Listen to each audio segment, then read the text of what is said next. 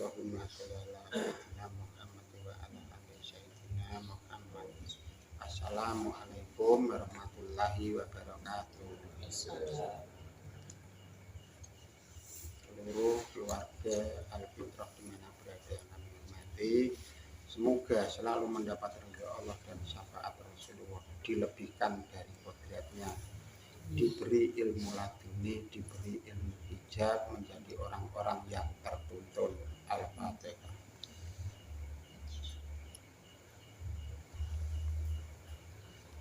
Ini kita ingin menyampaikan malam ini pesan dari Eyang Syekh Jangko. Yang pertama, iki bahasa Jawa, diparingi urip, ojo asal urip, kudu bisa matrapake uripe. Intinya, kita diberi hidup di muka bumi ini harus bisa menggunakan cara hidupnya.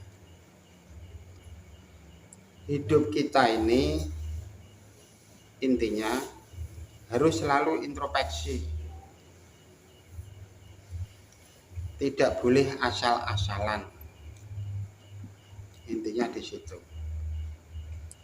Diberi hidup harus mempunyai segala program ke arah yang baik. Program kehidupan maupun program kematian dengan cara yang baik. Intinya di situ. Selanjutnya, urip bakale yo mati. Kudu ngerti carane mati lan apa sing dadi kebutuhane urip lan pati.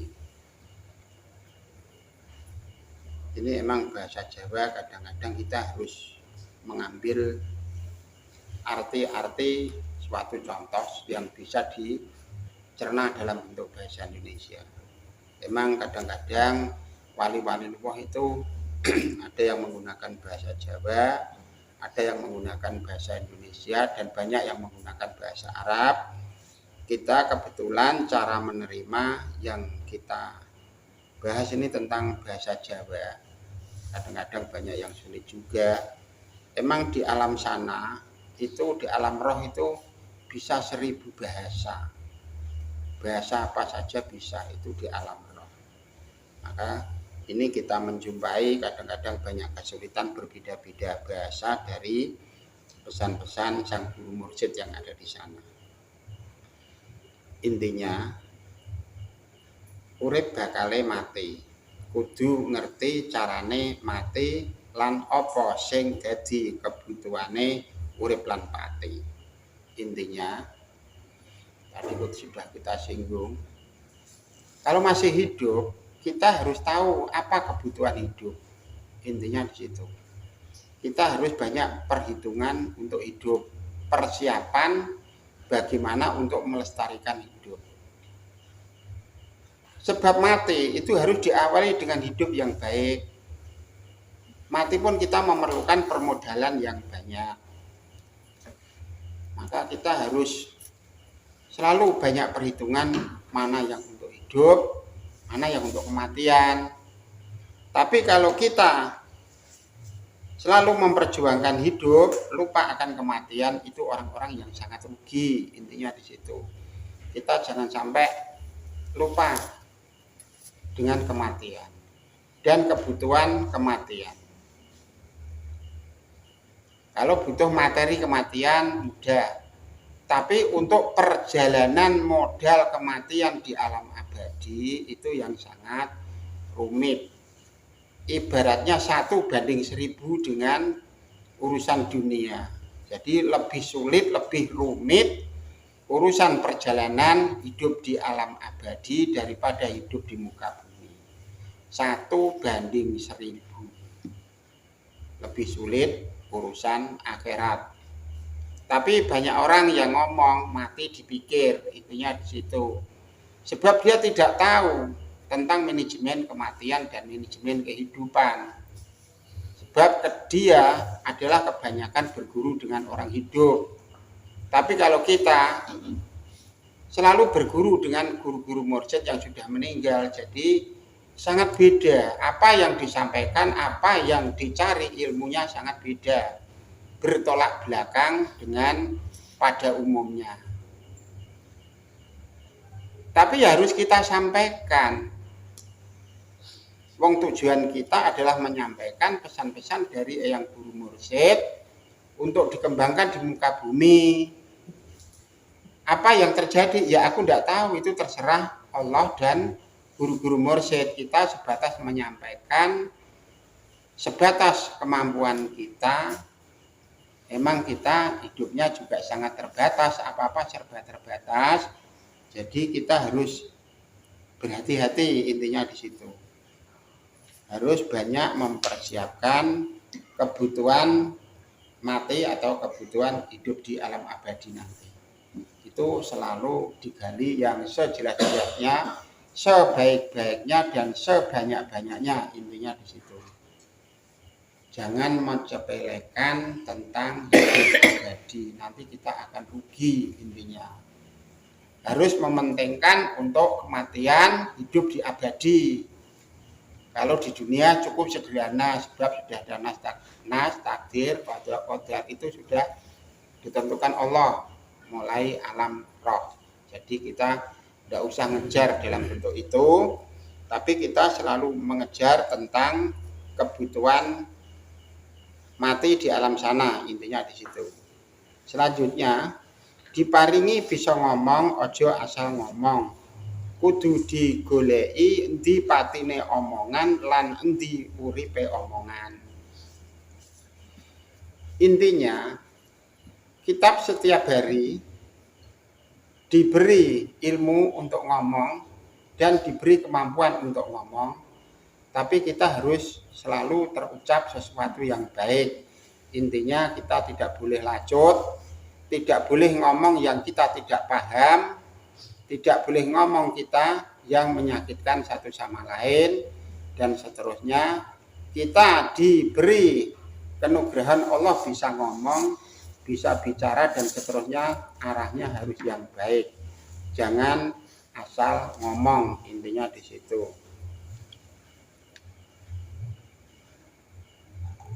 Selanjutnya, urip diparingi akal lan pikiran, kudu bisa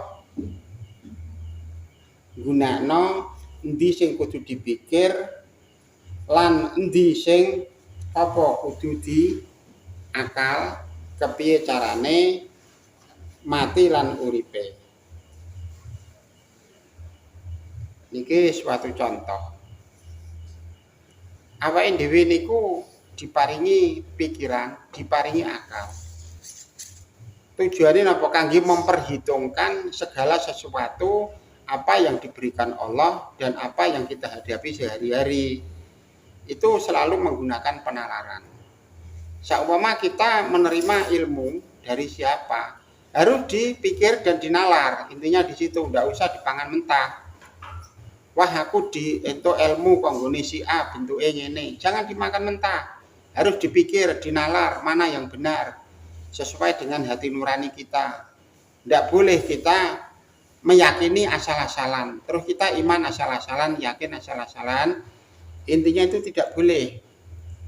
Harus pakai penalaran yang kuat. Segala ilmu yang masuk pada roh dan jiwa kita, setiap waktu, setiap hari, kita harus menggunakan akal dan penalaran yang cerdas. Intinya di situ. Tidak boleh asal-asalan. Kalau kita selalu mendapat ilmu, mendapat pengalaman, kalau asal-asalan nanti akan merusak perjalanan kita di dunia maupun di akhirat. Kalau itu bentuknya urusan ilmu dunia, ya harus dipikir dengan jelas. Harus dinalar yang kuat. Benar tak salah. Terus kita mendapat ilmu setiap hari seperti ini, ya harus dipikir, dinalar dengan cara yang sebaik-baiknya.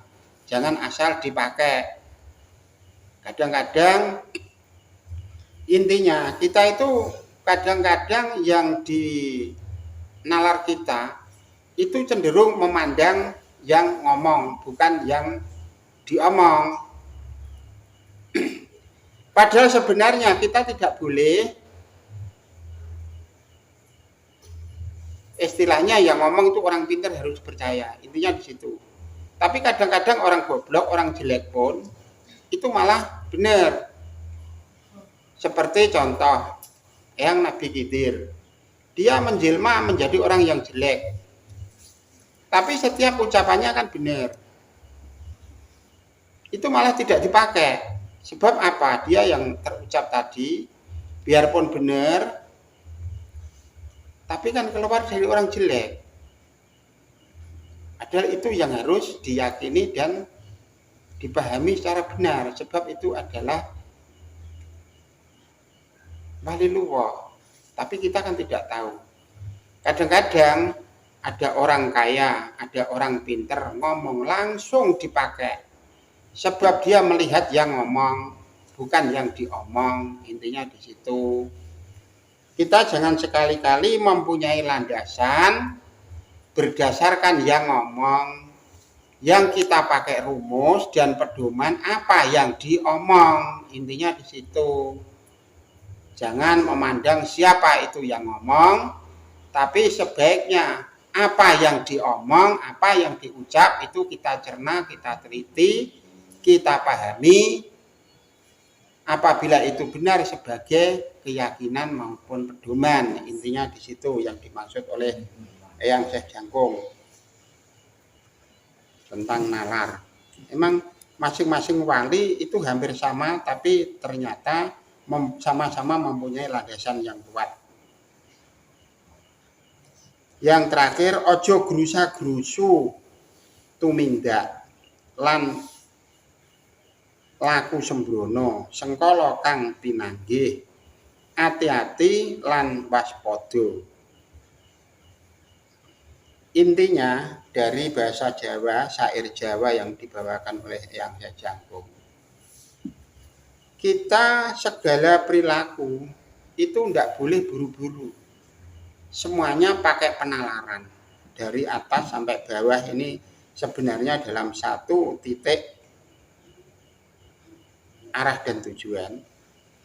Jadi intinya kita segala perilaku jangan berpikir secepat mungkin. Harus dinalar yang kuat. Dipikir yang dalam. Intinya di situ. Tidak boleh buru-buru, gerusa-gerusu, nanti akhirnya hancur. Itu segala program. Kita membuat program kehidupan kalau gerusa-gerusu, sing penting angger dadi asal-asalan akan hancur. Ibarat kita membuat gedung asal-asalan akan hancur. Kita membuat program hidup asal-asalan pasti hancur. Terus kita ingin urusan abadi, urusan akhirat, keyakinan maupun paham kita asal-asalan juga hancur juga. Nanti di sana malah tidak ada nilainya. Intinya kita urusan dunia harus perlu banyak pemikiran dan pemahaman.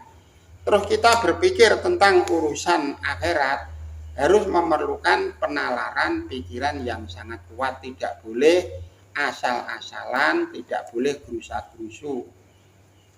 Jangan memandang dalam bentuk-bentuk yang seperti tadi. Kita harus mengambil keyakinan yang baik, pakai penalaran yang baik, mengambil iman yang sangat baik, yang sangat jelas, pakai landasan-landasan kebenaran, penalaran dan pemikiran yang sangat luas. Intinya di situ. Itu wali-wali Allah pun mengajarkan dalam bentuk keselarasan hidup, kehati-hatian hidup, tidak boleh asal-asalan. Saya kira cukup sekian, ini pesan dari Eyang Syekh Jangkung supaya menjadi ilmu yang bermanfaat bagi kita semua. Saya kira cukup sekian. Wassalamualaikum warahmatullahi wabarakatuh.